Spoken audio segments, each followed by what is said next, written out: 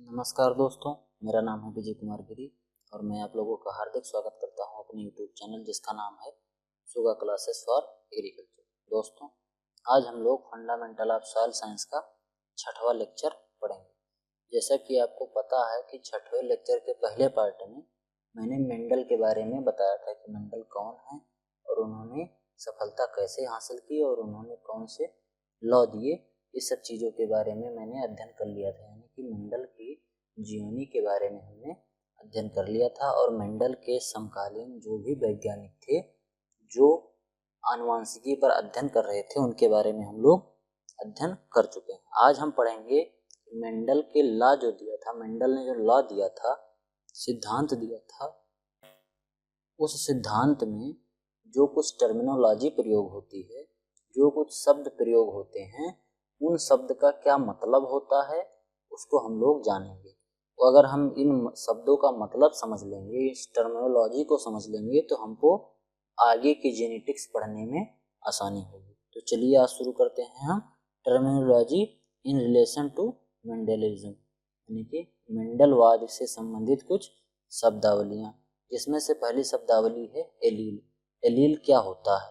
देखो, समजात गुणसूत्रों की क्रॉसपॉन्डिंग लोसाई पर, देखो एक गुणसूत्र ये वाला है और एक गुणसूत्र ये वाला है। फिर से दिखाते हैं, एक गुणसूत्र ये है और एक गुणसूत्र ये है। अब क्या कह रहा है? समजात गुणसूत्रों की करस्पॉन्डिंग लोसाई पर, मतलब ये समजात हैं, दोनों एक ही प्रकार के गुणसूत्र हैं, ठीक। तो इसको हम क्या कह रहे हैं? समजात गुणसूत्र कह रहे हैं। और करस्पॉन्डिंग लोसाई पे मतलब जहाँ पे यहाँ और वहीं पे यहाँ, मतलब एक दूसरे के आमने सामने, एक दूसरे के आमने सामने जो उपस्थित जीन होते हैं उनके अल्टरनेटिव फॉर्म को हम क्या कहते हैं? विकल्पी कहते हैं। कैसे? देखो, समजात गुणसूत्रों की करस्पॉन्डिंग लोसाई पर उपस्थित जीन की अल्टरनेटिव फॉर्म को क्या कहते हैं? एलील कहते हैं। एक जीन यहाँ पर है, एक जीन यहाँ पर है, तो इनका जो अल्टरनेटिव फॉर्म है करस्पॉन्डिंग लोसाई पे। करस्पॉन्डिंग लोसाई का मतलब होता है कि इस लाइन पे यहाँ ये बैठा है, ये वाला जीन है, और इस वाले डीएनए में, इस वाले क्रोमोसोम पर, इस वाले गुणसूत्र पर बिल्कुल इसी के सामने एक यहाँ और बैठा है, तो इसको हम क्या कहेंगे? Corresponding loci.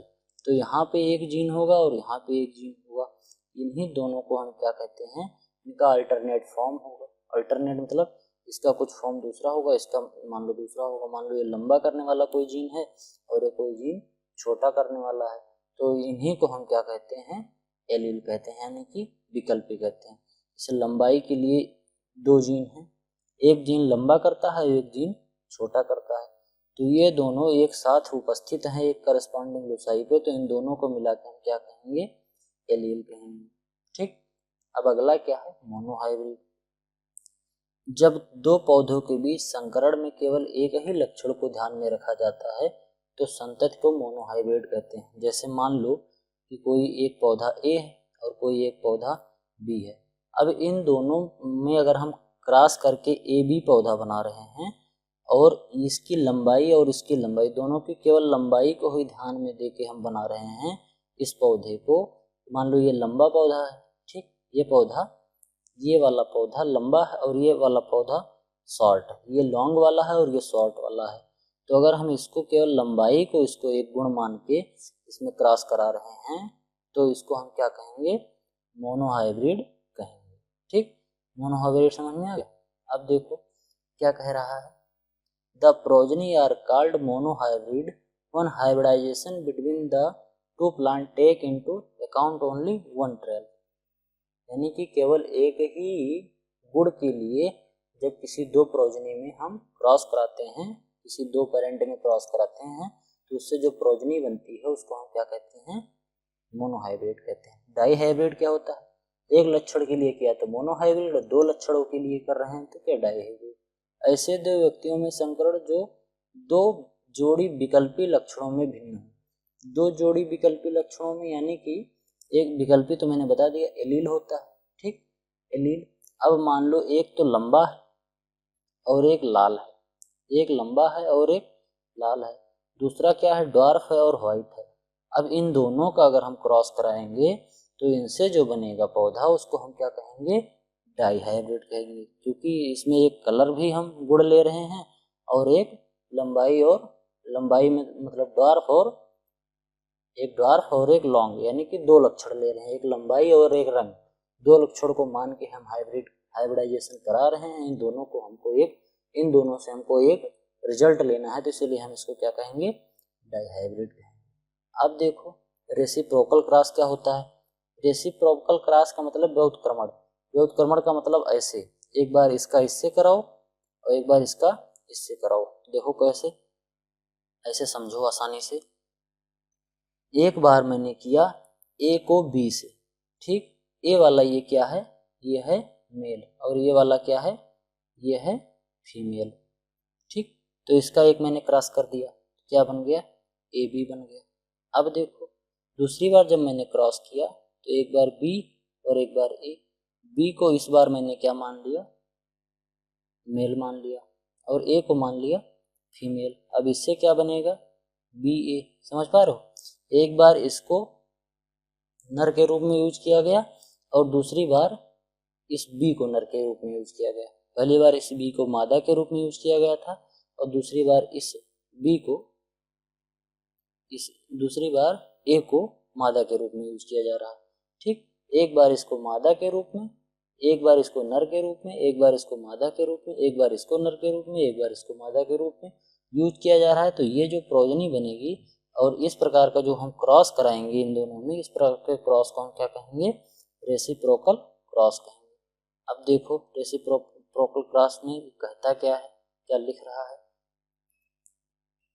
जनकों में ऐसे संकरण कि एक बार एक जनक को नर के रूप में तथा दूसरे को मादा के रूप में प्रयोग करें, तथा दूसरी बार दूसरे नर को पहले की मादा और पहले को नर और पहले को एक फिर से पढ़ते हैं। देखो, जनकों में ऐसे संकरण कि एक बार एक जनक को नर के रूप में तथा दूसरे को मादा के रूप में प्रयोग करें, तथा दूसरी बार दूसरे को नर और पहले को मादा के रूप में प्रयोग करें, तो उसे हम क्या कहते हैं, रेसिप्रोकल क्रॉस कहते हैं।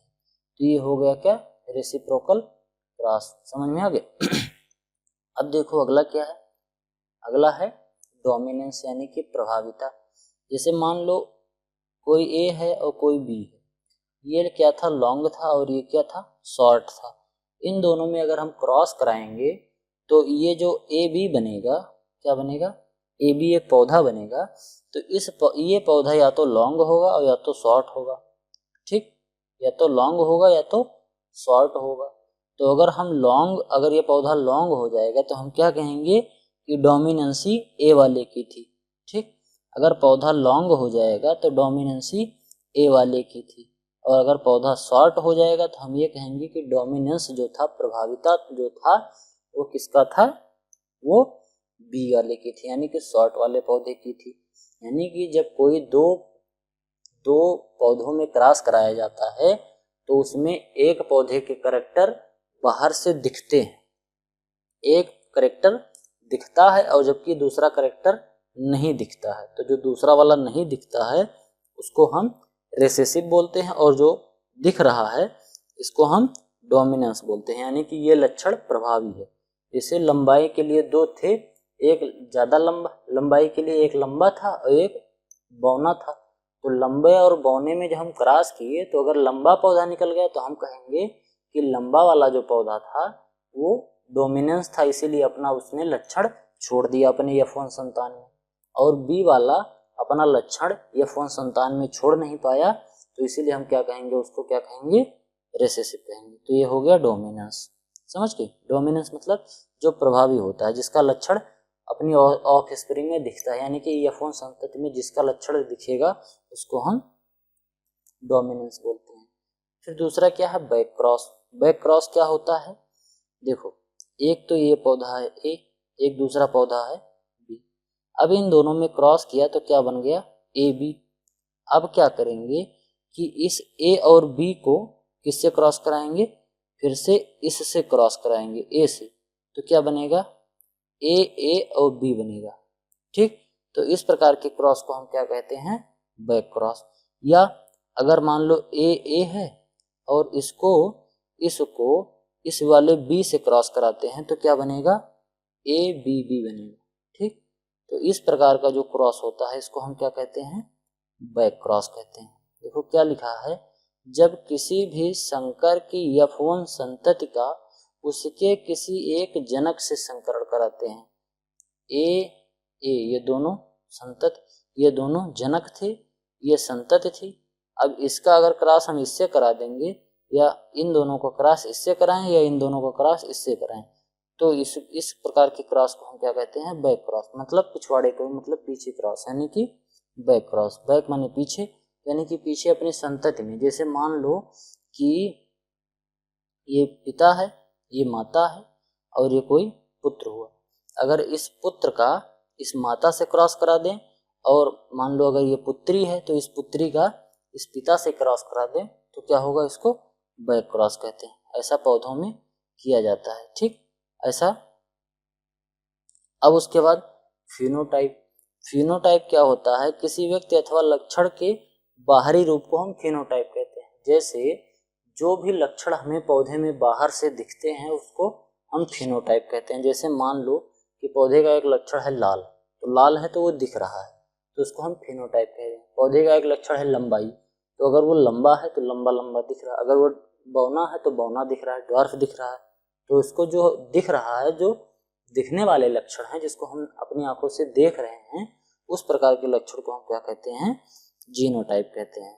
फिर अगला क्या है, उसको हम जो दिख रहा है उसको हम फिनोटाइप कहते हैं, और जो नहीं दिख रहा है उसको हम जीनोटाइप कहते हैं। किसी व्यक्ति अथवा लक्षण के संपूर्ण आनुवांशिक संगठन को आनुवांशिक रूप कहते हैं। कुछ लक्षण ऐसे भी होते हैं पौधे के अंदर जो दिखते नहीं, तो उसको हम क्या कहते हैं, फिनोटाइप कहते हैं। जैसे मान लो कि कोई पौधा, जैसे मान लो कोई एक मटर का पौधा है, वो मटर का पौधा पाउडरी मिल्ड्यू जो डिजीज लगती है उसके प्रति वो रेजिस्टेंट है, तो हमको दिख थोड़ी रहा है कि रेजिस्टेंट है, तो कहाँ है रेजिस्टेंट। ठीक, तो ये क्या है, उसकी जीनोटाइप है, इसको हम क्या कहते हैं, जीनोटाइप कहते हैं। इसमें आनुवांशिकी ये है। जबकि फिनोटाइप क्या होता है, उसकी लंबाई या कलर ले लो, या उसका प्रोडक्शन ले लो, या उसके सीड का आकार ले लो, या सीड का कलर ले लो, तो ये सब चीज क्या है, फिनोटाइप। और जो हमको दिख नहीं पा रही है उसको हम क्या कहते हैं, आनुवांशिक रूप, यानी कि जीनोटाइप कहते हैं। अब होमोजाइगोट क्या होता है, देखो इस शब्द का प्रयोग किसने किया था, वेटसन ने किया था 1902 में। जब किसी व्यक्ति में किसी लक्षण अथवा लक्षणों के युग्म यानी कि एलील, किसी लक्षणों के एलील जो होते हैं के दोनों कारक समान होते हैं। जैसे कि मान लो कोई एक एलील है, उसका एक लक्षण है लंबाई, लंबाई का एक कारक है टी और दूसरा कारक भी है टी, तो इन दोनों को अगर ऐसा कारक कोई है, कोई एक दो लक्षण है, अगर ऐसा कारक है तो उसको हम क्या कहेंगे, होमोजाइगोट कहेंगे। ठीक, अगर ऐसे कैपिटल टी, अगर कैपिटल टी है तो उसको होमोजाइगोट, अगर कैपिटल स्मॉल टी है तो भी होमोजाइगोट। मतलब दोनों, अगर ये लंबे हैं तो दोनों ये गुण लंबे वाले हैं।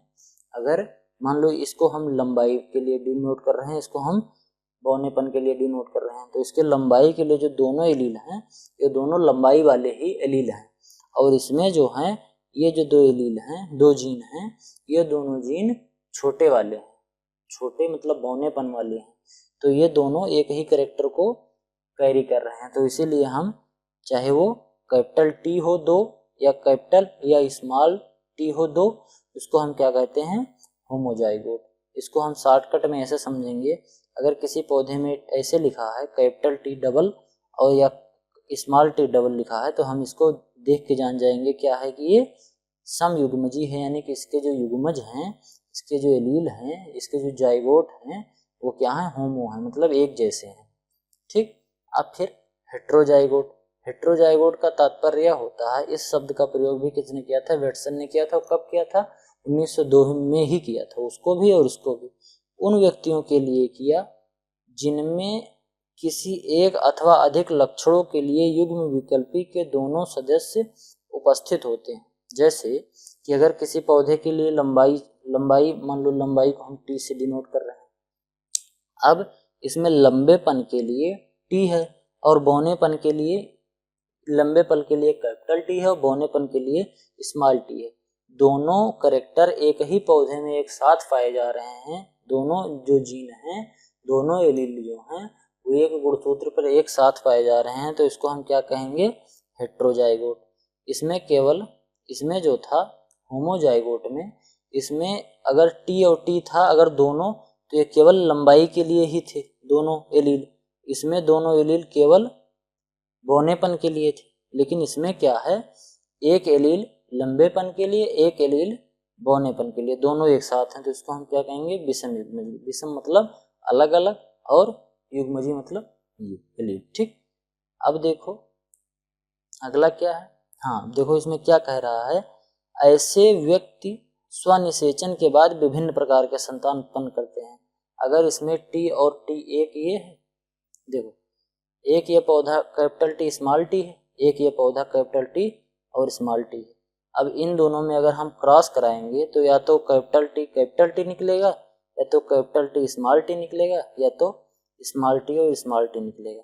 ये तीन प्रकार के पौधे निकल सकते हैं। तो क्या होगा, ये अलग अलग तो निकल रहे हैं। पौधा तो था ऐसे लेकिन निकल ऐसे ऐसे भी रहा है, तो यानी कि विभिन्न प्रकार के संतति उत्पन्न कर रहे हैं। तो इसलिए हम इनको क्या कहते हैं? हेट्रोजाइगोट कहते हैं। जबकि जो ये वाला होता है होमोजाइगोट जो होता है, इसमें ऐसा नहीं होता है। जब ये स्वनिषेचन करते हैं तो एक जैसे ही संतान उत्पन्न करते हैं। जैसे मान लो कि एक कैपिटल टी है, ये भी कैपिटल टी है, ठीक, ये कैपिटल टी, ये भी कैपिटल टी, एक पौधा और है, ये भी कैपिटल टी, ये भी कैपिटल टी। अब इन दोनों का जो क्रॉस होगा तो केवल कैपिटल टी ही बनेगा, तो एक ही प्रकार का तो पौधा बन रहा है। या अगर मान लो स्मॉल टी है, ये भी स्मॉल टी है, तब इन दोनों को क्रॉस कराएंगे तो केवल यही स्मॉल टी ही बनेगा, तो मतलब एक ही टाइप का पौधा बनेगा। तो इसको हम क्या कहते हैं? होमोजाइगोट कहेंगे। अब देखो होमोजाइगोट और हेट्रोजाइगोट, आई होप आप लोगों को कायदे से समझ में आ गया होगा। अब देखते हैं अगला क्या है। अगला है टेस्ट क्रॉस। अब टेस्ट क्रॉस क्या होता है? जब किसी संकरण की F1 संतति का उसके अप्रभावी जनक के साथ संकरण करते हैं तो उसको हम क्या कहते हैं? टेस्ट क्रॉस कहते हैं। देखो अब इसको समझो कैसे, आसानी से समझते हैं। एक तो पौधा ए है, ये है लंबाई के लिए रिस्पॉन्सिबल। एक पौधा बी है, ये है ड्वार्फ के लिए, मतलब एक लॉन्ग और एक शॉर्ट। एक लॉन्ग और एक शॉर्ट के लिए दोनों क्या हैं? रिस्पॉन्सिबल हैं। अब इन दोनों का अगर हम क्रॉस कराएंगे तो एक पौधा कौन सा बनेगा? ए बी बनेगा। और ए बी बनने के बाद मान लो इसका फिनोटाइप जो हो वो लॉन्ग टाइप का हो। लंबाई और बौनेपन में केवल एक ही होगा, या तो लंबा हो जाएगा या तो बौना हो जाएगा, या तो वो पिता पे जाएगा या तो माता पे जाएगा। तो मान लो वो पिता पे चला गया, लॉन्ग हो गया, मान लो कि वो लॉन्ग हो गया। तो लॉन्ग जब हो गया तो अब इसका जो क्रॉस है ये लॉन्ग दिख रहा है, तो इसका जो फिनोटाइपिक रेशियो है, फिनोटाइप है, वो लॉन्ग वाला है। तब अब इस पौधे का, इस ए बी का क्रॉस अगर हम इससे कराएंगे, क्योंकि ये वाला इसमें दिख नहीं रहा, इसमें लॉन्ग दिख रहा है, डॉर्फ वाला तो दिख ही नहीं रहा, शॉर्ट वाला, तो इसको हम अगर इससे कराएंगे यानी ये वाला प्रभावित हो गया, ये डोमिनेंस है। तो डोमिनेंस वाले से हमें नहीं करना, हमको करना किससे है? रिसेसिव से। तो इसका क्रॉस अगर हम इससे करेंगे, ए बी का क्रॉस अगर बी से करेंगे तो क्या निकलेगा? ए बी बी निकलेगा। ठीक, तो इस प्रकार के क्रॉस को हम क्या कहते हैं? टेस्ट क्रॉस कहते हैं। ठीक, समझ गए? अब देखो अगर ना समझ में आओ तो एक बार फिर से धीरे धीरे देख लेना, वीडियो रोक रोक के। जब किसी संकरण की F1 संतति का, F1 संतति मतलब ए और बी, ठीक, का उसके अप्रभावी जनक, ये मान लो लॉन्ग हो गया और ये बी वाला शॉर्ट था, अप्रभावी जनक के साथ, अब इसका इसके साथ अगर संकरण करेंगे, ऐसे देखो ए और बी ये लॉन्ग हो गया था और ये बी वाला जो उसका जनक था ये शॉर्ट था। अब इन दोनों का जो क्रॉस कराएंगे, ए और बी बी हो रहा है, तो इसको हम क्या कहेंगे? टेस्ट क्रॉस कहेंगे। ठीक, ये होता है टेस्ट क्रॉस। समझ गए? Thank you for attending my class. If you like the video, do not forget to subscribe my channel. Success with smart learning with Vijay Kumar Giri. Thank you all. मिलते हैं अगली वीडियो में। अगर आपको ये वीडियो पसंद आई हो तो कृपया इस वीडियो को लाइक करें, मेरे चैनल को सब्सक्राइब करें और अपने दोस्तों के साथ इस वीडियो को शेयर करें।